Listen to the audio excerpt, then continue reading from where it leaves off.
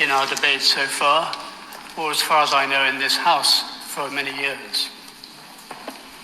My Lords, I put it to you that our country is now facing its most serious challenge for nearly a century, yet nobody seems to be willing to discuss it. I refer to the sheer scale of current immigration and its implications for the future scale and nature of our society. Over the past 20 years, the UK population has grown by 8 million. That is roughly 8 times the population of Birmingham.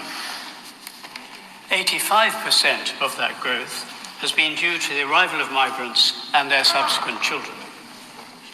As a result, the ethnic proportion of our population is now already 21%.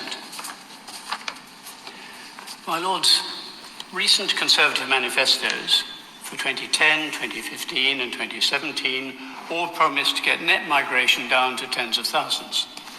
In 2019, they promised that overall numbers would come down. So what actually happened? Despite all those commitments, we now face by far the highest levels of net migration in modern history.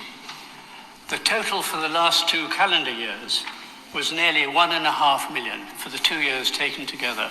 1.5 million net migration. That outcome, my Lords, is no accident. It results from specific decisions by the previous government to cave in to pressure groups such as the universities and the care sector. That is the result, and it has not yet been tackled. My Lords, the response of the new Labour government has so far been non-committal.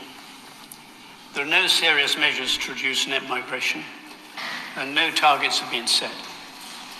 Instead, Labour have focused on asylum, which accounts for less than one-tenth of the overall net inflow.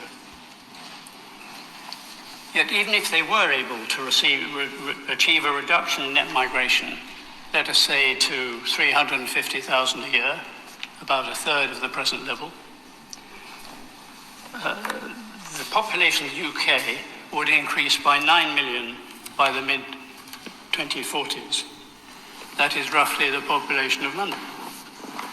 So the impact on housing and public services will be immense. My Lords, the social aspects are no less important. Unless the new government gets a firm grip of immigration, it's likely that children born today to an indigenous British couple will find themselves in a minority in our country by the time they reach their late 40s. Yes, my Lords, a minority in their own country.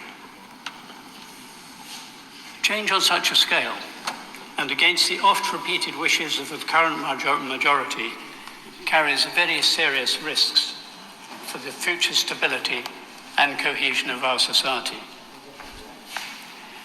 It's now time for some courageous leadership from our new government, including a clear commitment to get net migration down as close as possible to 100,000 a year. That is a goal which, as we know from surveys, 80% of the public would favour, including, as the government must know, many of their own supporters. My Lords, action on this matter, barely even addressed, is essential if really serious difficulties are to be avoided in the future.